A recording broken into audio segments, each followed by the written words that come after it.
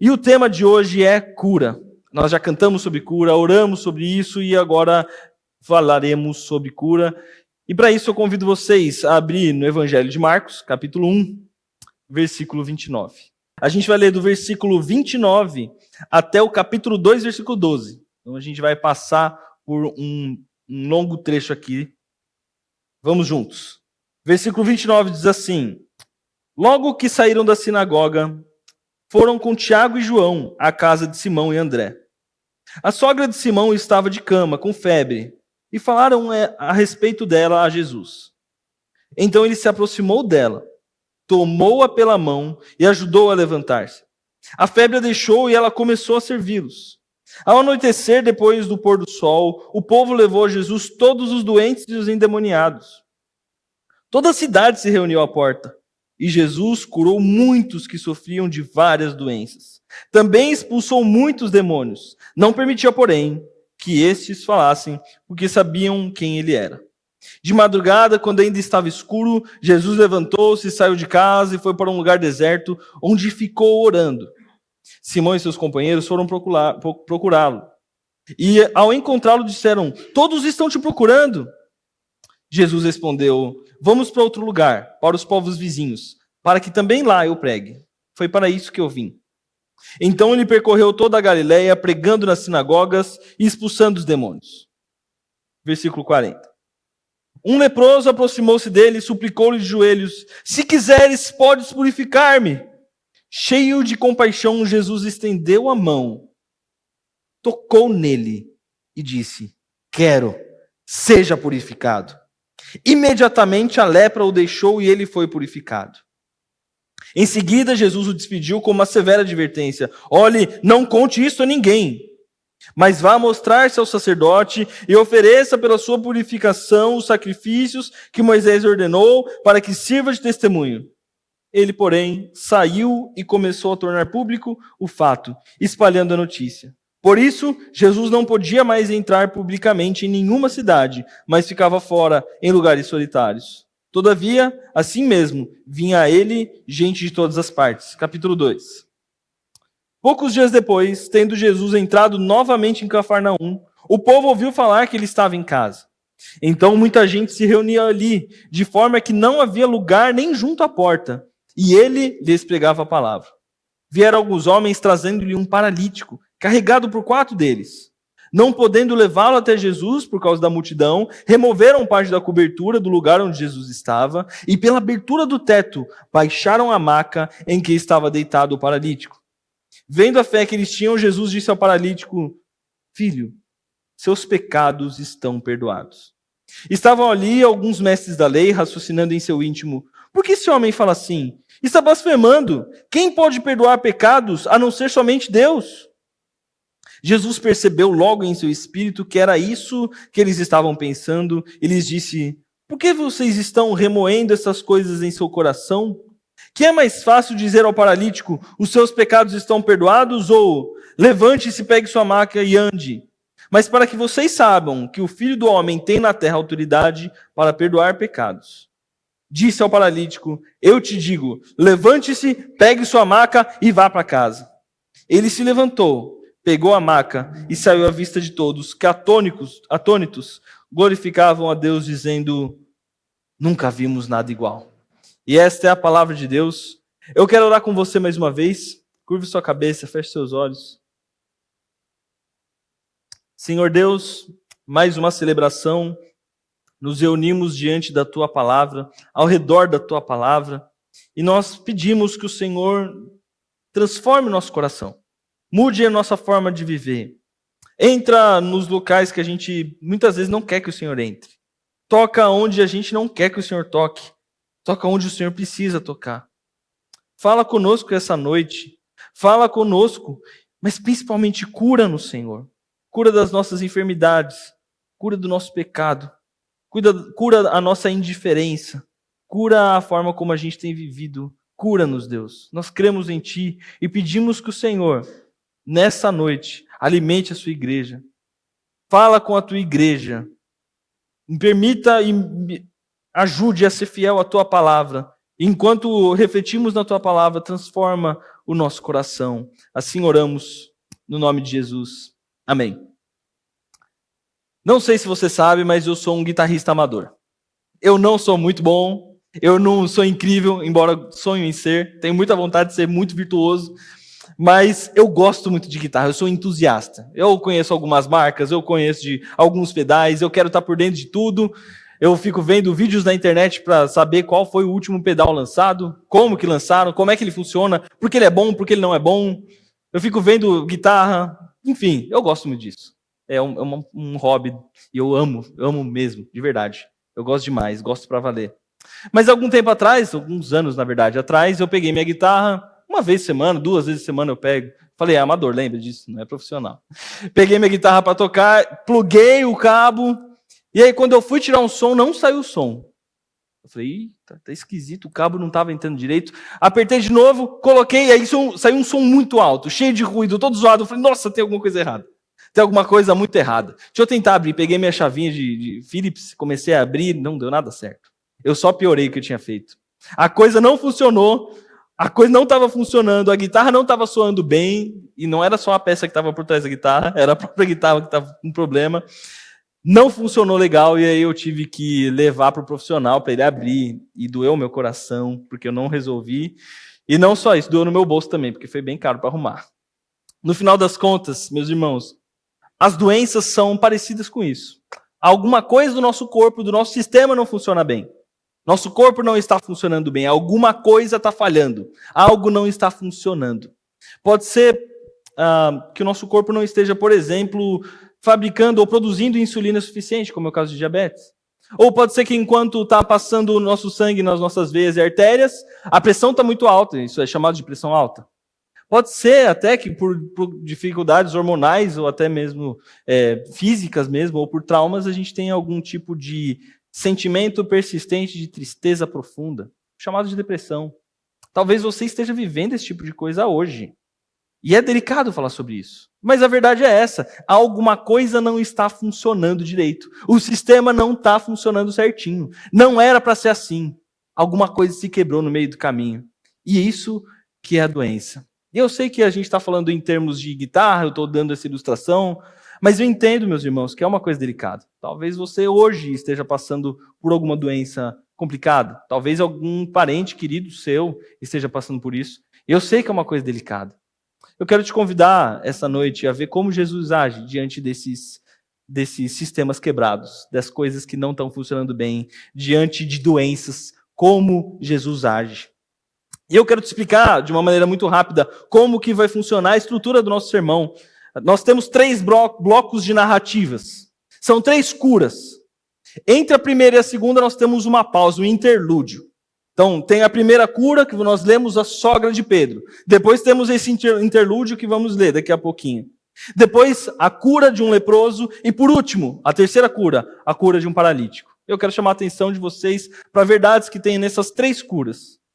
E como sempre, eu gosto de deixar a tese do sermão muito clara. Que se você esquecer, dormir, enfim, se você não prestar atenção em todo o resto, se você guardou isso, você guardou o sermão. E a tese é: Jesus veio para trazer cura à humanidade e restaurar tudo o que o pecado corrompeu. Jesus veio para trazer cura à humanidade e restaurar tudo o que o pecado corrompeu. Vamos à primeira cura. Sogra de Pedro. Isso está no versículo 29 ao versículo 31. Quero ler com vocês. A gente vai ler bastante, então deixe sua Bíblia aberta, vai conferindo tudo que eu falo, é bem importante isso. Versículo 29 do capítulo 1 diz assim: Logo que saíram da sinagoga, foram com Tiago e João à casa de Simão e André. A sogra de Simão estava de cama, com febre, e falaram dela a respeito de Jesus. Então ele se aproximou dela, tomou-a pela mão, ajudou-a a levantar-se. A febre a deixou e ela começou a servi-los. Você pode entender agora e imaginar essa cena. Jesus há pouco tempo tinha acabado de chamar Pedro e André para andar com ele. Ele já tinha ensinado na sinagoga e expulso o demônio, como vimos na semana passada. E agora ele vai para a casa de Pedro e André.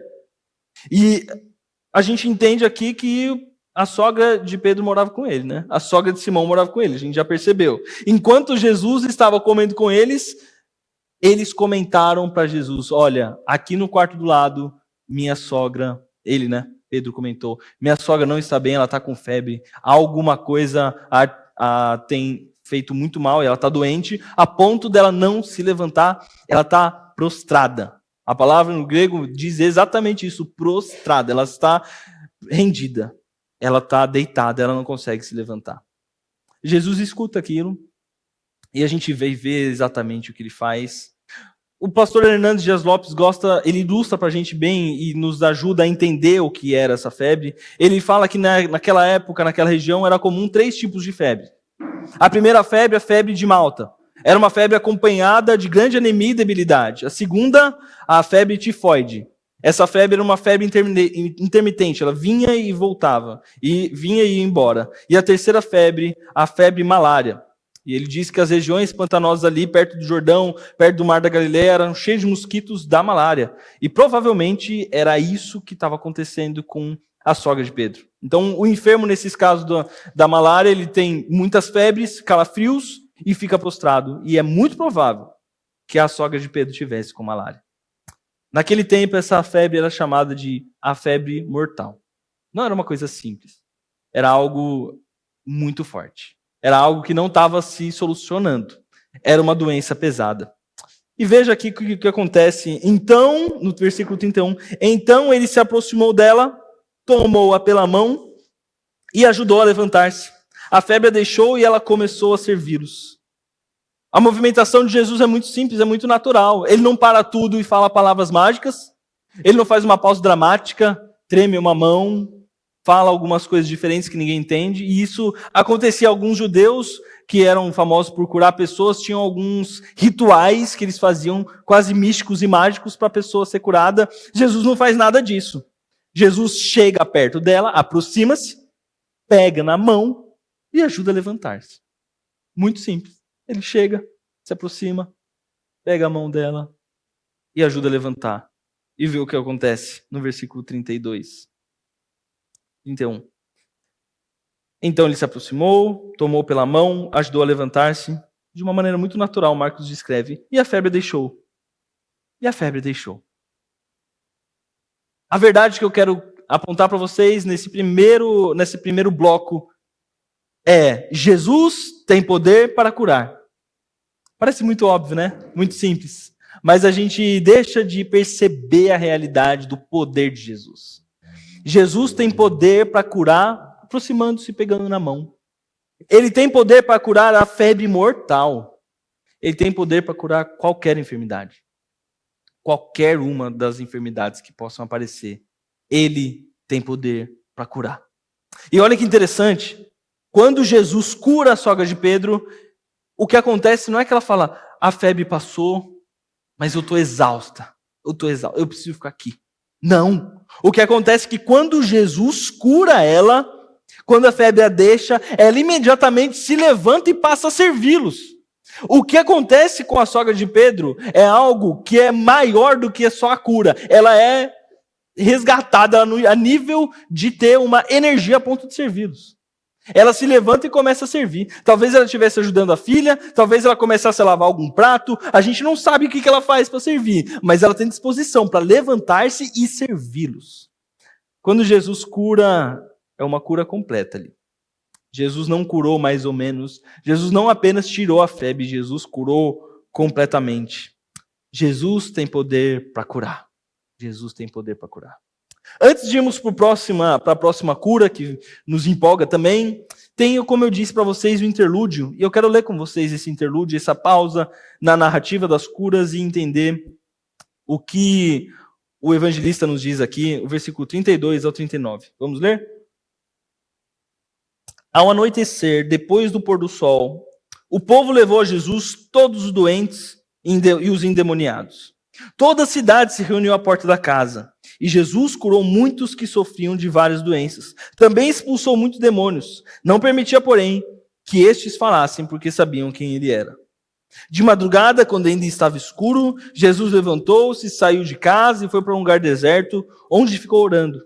Simão e seus companheiros foram procurá-lo. E ao encontrá-lo disseram: todos estão te procurando. Jesus respondeu: vamos para outro lugar, para os povos vizinhos, para que também lá eu pregue. Foi para isso que eu vim. Então ele percorreu toda a Galileia, pregando nas sinagogas e expulsando demônios. Quero chamar a atenção de vocês para a disposição de Jesus nesses trechos. Veja que Jesus acabou de sair desse momento de estar com a sogra de Pedro. E aqui no versículo 35, de madrugada, ou melhor, no versículo 32, ao anoitecer, depois do pôr do sol, o povo levou a Jesus todos os doentes. O que isso quer dizer? Depois do pôr do sol é um momento de repouso. É de noite. É um momento que a gente está cansado, é um momento que Jesus está cansado.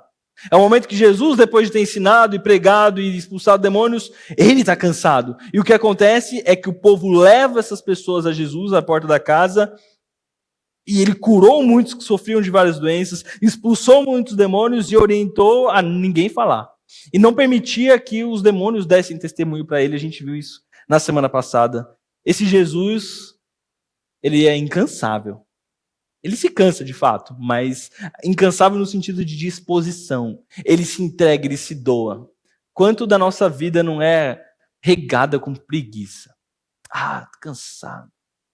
Me escalaram para servir na igreja, mas estou tão cansado, trabalhei tanto, eu fiz tanto. Existe o senso de urgência do evangelho. As boas novas precisam chegar. Os enfermos precisam ser curados. Os endemoniados precisam ser libertados. Jesus não para. Jesus avança. Jesus prega. Jesus cura. Jesus não para. Meu irmão, eu quero te encorajar a olhar para esse Cristo e viver como Ele. Seja um imparável pelo evangelho. Não se canse pelo evangelho. Por mais que você precise gastar o tempo de descanso pelo evangelho, não deixe de pregar, não deixe de trabalhar, não deixe de servir.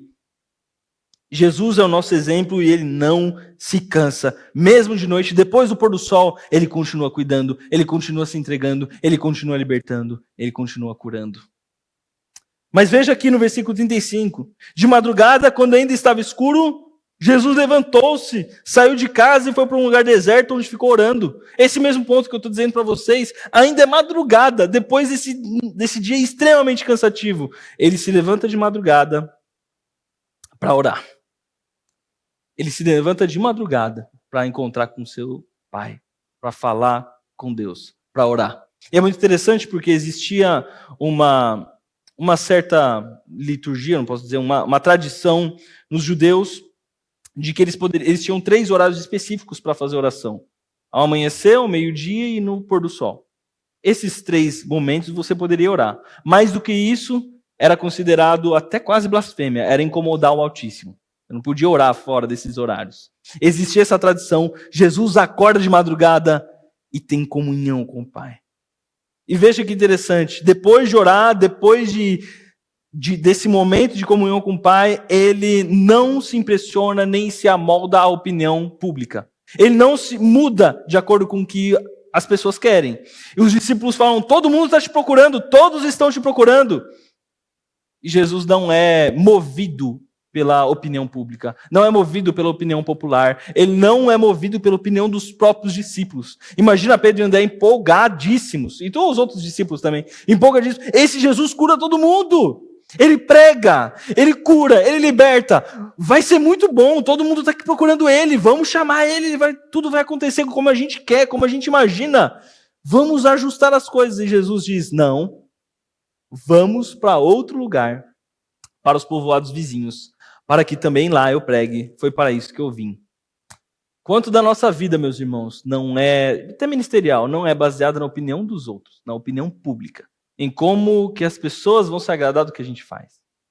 Quanto da nossa vida com Deus não é baseado no que as pessoas dizem, no que as pessoas acham, em como tem que ser, como não tem que ser, o que vai agradar mais as pessoas. Jesus não é assim. Jesus diz, inclusive, vamos para outro lugar, para que eu pregue lá também. Foi para isso que eu vim. Veja a diferença que ele diz que ele cura, sim, mas ele veio para pregar, ele prega. Ele prega. Então, eis um Jesus imparável e um Jesus que não é moldado pela opinião pública nem dos seus próprios discípulos. Vamos para a segunda cura? A cura do leproso. Isso está no versículo 40 ao 45. Um leproso aproximou-se dele e suplicou de joelhos: se quiseres, podes purificar-me. Cheio de compaixão, Jesus estendeu a mão, tocou nele e disse: quero, seja purificado. Imediatamente a lepra o deixou, ele foi purificado. Em seguida, Jesus despediu com uma severa advertência: olhe, não conte isso a ninguém, mas vá mostrar-se ao sacerdote e ofereça pela sua purificação os sacrifícios que Moisés ordenou para que sirva de testemunho. Ele, porém, saiu e começou a tornar público o fato, espalhando notícia. Por isso, Jesus não podia mais entrar publicamente em nenhuma cidade, mas ficava fora, em lugares solitários. Todavia, assim mesmo vinha a ele gente de todas as partes. É interessante nós olharmos a forma como Jesus cura. Ele não se aproxima como ele fez com a sogra. O que acontece é que nós estamos diante aqui de uma narrativa de um leproso. Não sei se você já leu Levítico, mas Levítico capítulo 13 dá uma série de leis sobre como um leproso também tinha que se portar.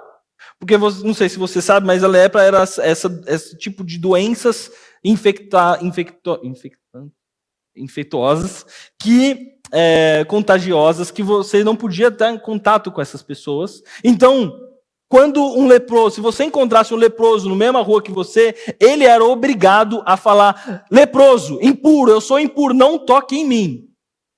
Por isso eles eram isolados, eles eram marginalizados, eles ficavam fora da cidade. Por terem esse tipo de doença, eles eram obrigados a dizerem que eram impuros, não podiam participar da vida comum do povo, não podiam ir para a sinagoga, não podiam habitar dentro dos mesmos locais que o resto do povo. E isso é o que está acontecendo aqui. Um leproso suplica de joelhos e diz: se queres, podes purificar-me. Cheio de compaixão, no versículo 41. Jesus estende a mão, e aí olha o que Marcos evidencia: tocou nele. Ou seja, Jesus toca no impuro. Aquele que não poderia ser tocado, aquele que se encontrasse na mesma calçada tinha que falar: não me toque. Jesus encosta no leproso. E aí ele responde: quero, seja purificado. Imediatamente a lepra o deixou e ele foi purificado.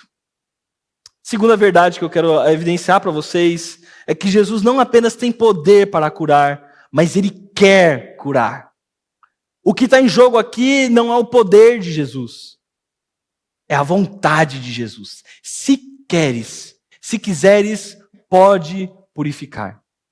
O leproso se pergunta: será que esse Jesus quer? E Jesus responde: quero, seja purificado. E quando ele diz seja purificado, o que está acontecendo é ele está trazendo de volta para a vida de comunhão, para a vida social. Essa pessoa não estaria mais isolada, marginalizada. Ela não estaria mais fora da cidade. Ela não estaria mais isolada. Estaria dentro. Jesus não apenas tem poder para curar, ele quer curar. Ele quer curar. Ele não apenas livra da doença, mas ele o purifica. Porque os leprosos eram considerados impuros. Mas olha o que acontece. Ele dá uma advertência, ele dá uma orientação severa nas palavras de Marcos. Não conte isso a ninguém, mas vá mostrar-se ao sacerdote e ofereça pela sua purificação os sacrifícios que Moisés ordenou para que sirva de testemunho. Jesus está dizendo que ele deveria fazer conforme a lei mosaica, a lei de Moisés falava. Quando um leproso era purificado, ele precisava se lavar, ele precisava se apresentar ao sacerdote e ele precisava fazer uma série de coisas para ser purificado completamente, às vistas de todos. Então o que Jesus está dizendo é: eu não vim para rasgar a lei, eu vim para cumprir a lei. Faça como a lei de Moisés diz. Faça como a lei de Moisés diz. E o que acontece? No versículo 45, ele, porém, saiu e começou a tornar público o fato, espalhando a notícia. Pode ser que você seja curado por Jesus e não obedeça a Jesus. Pode ser que você tenha sido liberto da sua doença, mas Jesus te dá uma orientação severa e você não obedece. Ele, porém, saiu e começou a tornar público o fato, espalhando a notícia. Aqui não fica claro, mas a gente consegue entender que ele não foi até o sacerdote, não fez a sua purificação, não obedeceu. A gente está no Dia das Mães.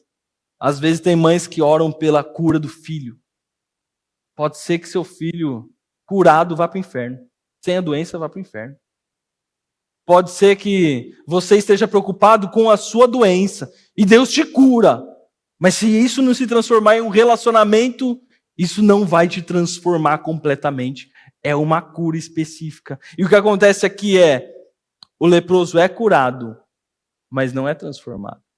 O leproso escuta a voz, é tocado por Jesus, é purificado, mas ele não obedece a Jesus. Ele lida com Jesus como se fosse um curandeiro qualquer, não como o Senhor, não como o rei, não como autoridade. Ele rejeita o que Jesus diz. Ele faz o oposto. Mas o que eu quero focar para vocês nesse ponto é que Jesus não apenas tem poder para curar, mas ele quer curar. Vamos à última cura? Terceira cura, o paralítico. Isso está no capítulo 2. Poucos dias depois, tendo Jesus entrado novamente em Cafarnaum, o povo ouviu falar que ele estava em casa. Então muita gente se reunia ali, de forma que não havia lugar nem junto à porta, e ele lhes pregava a palavra.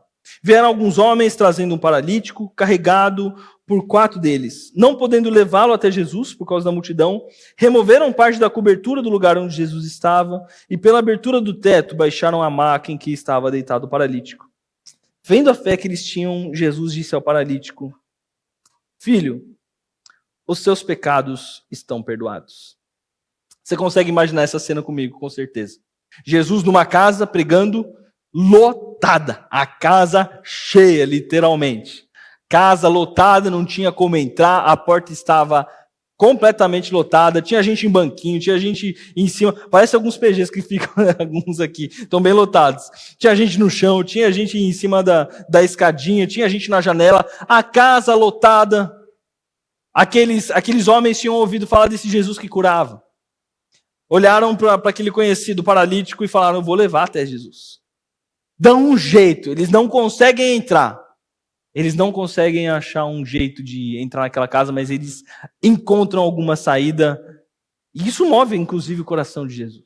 Aquilo faz com que eles abram um pedaço ali, um acesso que tinha para a passagem de móveis, eles abrem ali aquele telhado e entram com aquela maca com um paralítico.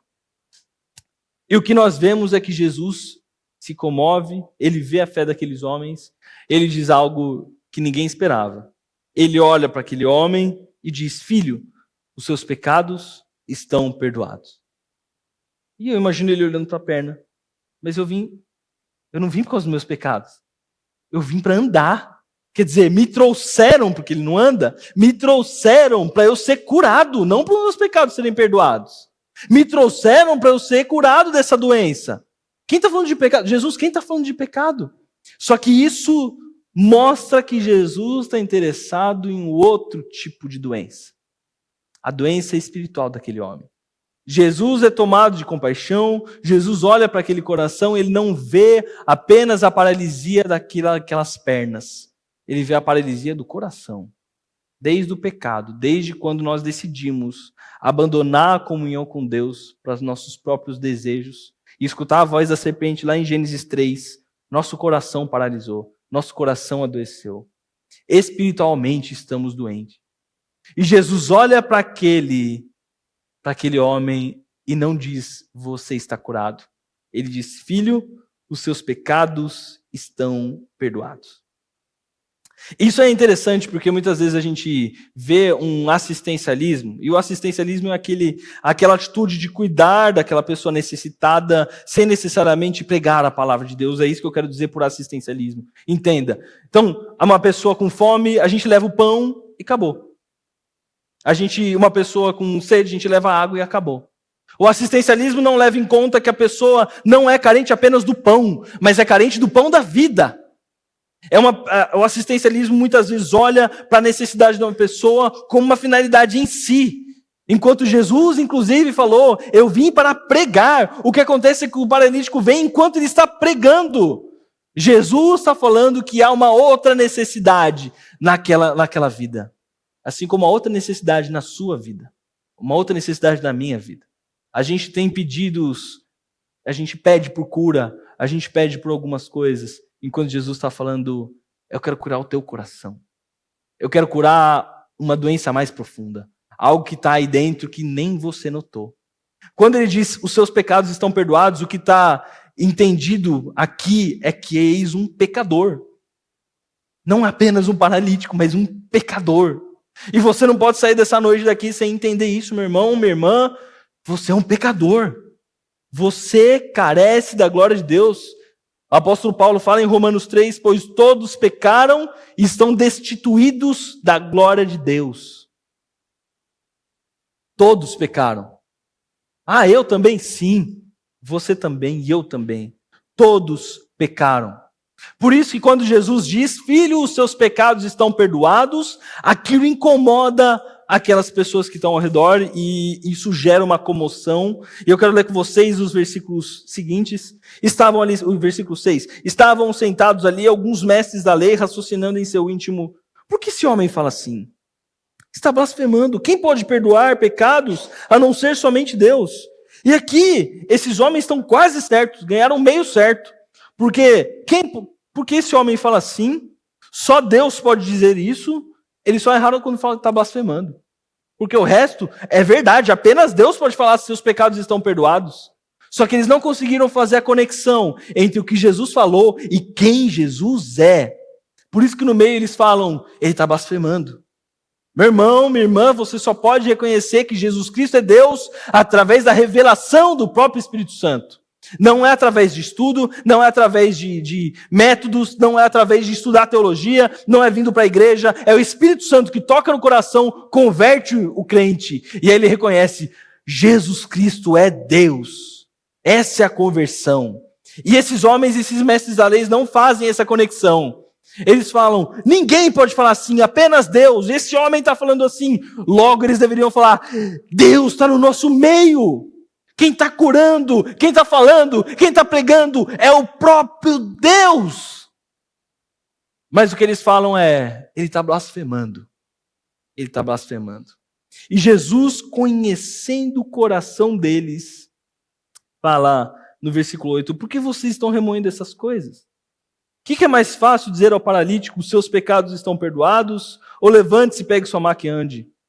Eu responderia, nenhuma das duas, não sei o que é mais fácil. O que eu vou falar? Qual dos dois é mais fácil? Não sei. Um curandeiro pode dizer, levante sua maca e ande. Apenas Deus pode falar, seus pecados estão perdoados. Mas o que acontece é que Jesus diz aqui, para que vocês saibam que o Filho do Homem tem na terra autoridade para perdoar pecados. E ele diz ao paralítico, eu lhe digo, levante-se, pegue sua maca e vá para casa. Até aqui nós temos a fala de Jesus. Até aqui nós temos Jesus falando, filho, seus pecados estão perdoados. Até aqui nós temos Jesus falando, levante-se, pegue sua maca e vai para casa. E aí no versículo 12, acontece o que Jesus falou. Veja comigo. Ele se levantou, pegou a maca e saiu à vista de todos. Nós estamos muitas vezes acostumados, familiarizados com esse texto e a gente não se impressiona muito.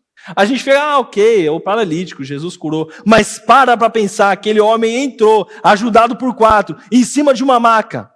Jesus perdoou os pecados dele e depois fala, levanta, pega sua maca e vai para casa.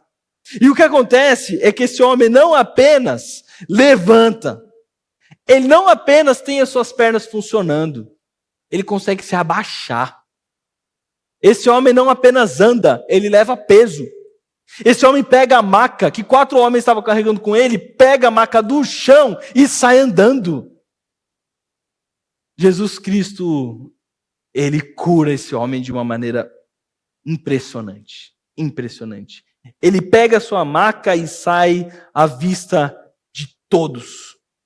Eles ficaram atônitos e glorificaram a Deus, dizendo, Nunca vimos nada igual.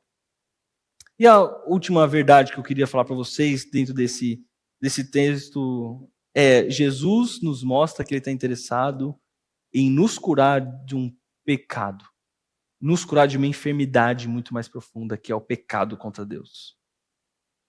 Fato é que as nossas enfermidades são consequências do nosso pecado de rebelião contra Deus. O homem não foi feito para adoecer. Não era para a guitarra sair um som ruim, era para funcionar bonitinho. Não era para ter diabetes, não era para ter pressão alta, não era para ter depressão e tantas outras doenças. O homem não foi criado para adoecer. Mas o pecado mudou tudo. O pecado afetou todas as áreas da nossa vida. E quando Jesus cura, ele mostra que ele está recriando todas as coisas como elas deveriam ser. Como elas deveriam ser. Talvez você esteja se perguntando agora: que maravilhoso, Rafael. Jesus não apenas tem poder para curar, ele quer curar, ele perdoa os pecados. Que lindo! Então isso quer dizer que um crente não fica doente. Glória a Deus, aleluia, coisa boa. É isso que quer dizer? Não, meu irmão. Não é isso que esse texto quer dizer. Não é isso que eu vim dizer para você. O que eu vim dizer é que sim, Jesus tem poder para curar. Sim, Jesus quer curar. Mas o que acontece é que nós estamos em um momento, uma era que a teologia chama de já, mas ainda não. É um período enquanto a gente já sabe de algumas coisas, já vive algumas realidades, mas ainda não completamente. Já, mas ainda não. O que isso quer dizer? Quer dizer que nós já sabemos que Deus cura e que Ele vai curar todas as enfermidades. Todas as enfermidades. Inclusive a sua, a minha. Talvez aqui na Terra. Talvez aqui nessa era presente, como a gente viu. Na sogra de Pedro, no paralítico, no leproso. Mas talvez em um outro momento. Mas a certeza é que Ele há de curar. A certeza é que Ele quer curar. A certeza é que Ele vai curar. Nós vimos em Apocalipse capítulo 21, nos primeiros versículos, quando João está vendo a cidade celestial, ele fala que não há mais choro nem dor. Lá não há doença. O que quer dizer é que um dia, nós teremos um corpo sem doença alguma. Um dia nós viveremos com uma maneira plena, de uma maneira abundante, sem o mínimo traço de doença. Com um corpo completamente curado, completamente transformado, um corpo fora de corruptibilidade. E essa explicação não é minha, obviamente. Está em 1 Coríntios capítulo 15, versículo 42. Eu quero ler com vocês essa verdade. Aqui o apóstolo Paulo está dizendo como será a ressurreição dos mortos. Ele diz no versículo 42, assim será a ressurreição dos mortos. O corpo que é semeado é perecível e ressuscita imperecível. É semeado em desonra e ressuscita em glória. É semeado em fraqueza e ressuscita em poder. É semeado um corpo natural e ressuscita um corpo espiritual. Se há um corpo natural, há também corpo espiritual. Rafael, o que você quer dizer? Quer dizer que eu vou ressuscitar? Sim, cristão. Sim, crente. Você vai ressuscitar com Cristo. Você vai ressuscitar com um novo corpo. E essa é a certeza da cura. Essa é a esperança de todo crente. Essa é a esperança verdadeira que nos diz a palavra de Deus. Você vai viver um dia sem a menor rastro de doença. Você será curado plenamente. E isso é a palavra de Deus. Não sou eu que estou falando. Talvez você tenha aqui vindo com a expectativa de um curandeiro, falando que é hoje que você vai sair com a bênção. É hoje que rasgo o câncer, rasgo o seu exame. Saiba, Jesus cura, Jesus transforma. E você um dia ressuscitará. O seu corpo que é semeado, veja a palavra de Paulo, é semeado, parece uma plantação, um corpo que é plantado. Ele é semeado perecível. Ressuscita em perecível, semeado em desonra, ressuscita em glória, semeado em fraqueza, ressuscita em poder. Nós estamos hoje já vivemos essa expectativa da glória, mas ainda estamos nesse corpo corruptível. Por isso que a doença acomete o cristão. Mas o cristão lida com a doença de um jeito diferente. ele lida com a certeza de que o seu Deus o cura. Se não agora, o curará. Se não agora, com certeza, ele viverá uma vida sem doenças. E isso pode alegrar o seu e o meu coração. Fica claro quando a gente vê essa última cura que todos nós precisamos ser curados. Talvez você está pensando, mas eu não sou enfermo. Eu não estou doente. Eu estou em dia com o meu médico, está certinho, redondinho. A gente viu que todos pecaram, todos estão destituídos da glória de Deus, e isso é a pior doença que poderia existir. Todos estamos enfermos. E a cura se apresenta com o próprio Deus dizendo, filho, filha, seus pecados estão perdoados. Quando a gente pensa que Deus toca aqui, toca na minha perna que está paralítica, ele vai lá e fala, seus pecados estão perdoados. Ele vai mais profundo, ele toca no coração. A pergunta que fica é, como pode Deus perdoar um pecador sem nenhum tipo de sacrifício? Quem pagou essa conta? Um Deus santo poderia conviver com o pecado? Ou será que ele faz vistas grossas diante de alguns pecados, igual algumas autoridades corruptas que a gente conhece? Diante de alguns crimes, não, é meu amigo, deixa quieto. Passa, tranquilo. Jesus pode dizer, filho, filha, seus pecados estão perdoados, porque ele mesmo se fez sacrifício. Ele pagou o preço. Não existe um gap entre um Deus santo e um Deus amoroso, porque a cruz junta essas duas coisas. Jesus Cristo toma sobre si a nossa culpa. Tem um texto maravilhoso que deixa explícito exatamente essa verdade. Eu quero ler com vocês para a gente finalizar. Está em Isaías 53, versículo 4 e 5. Vamos ler?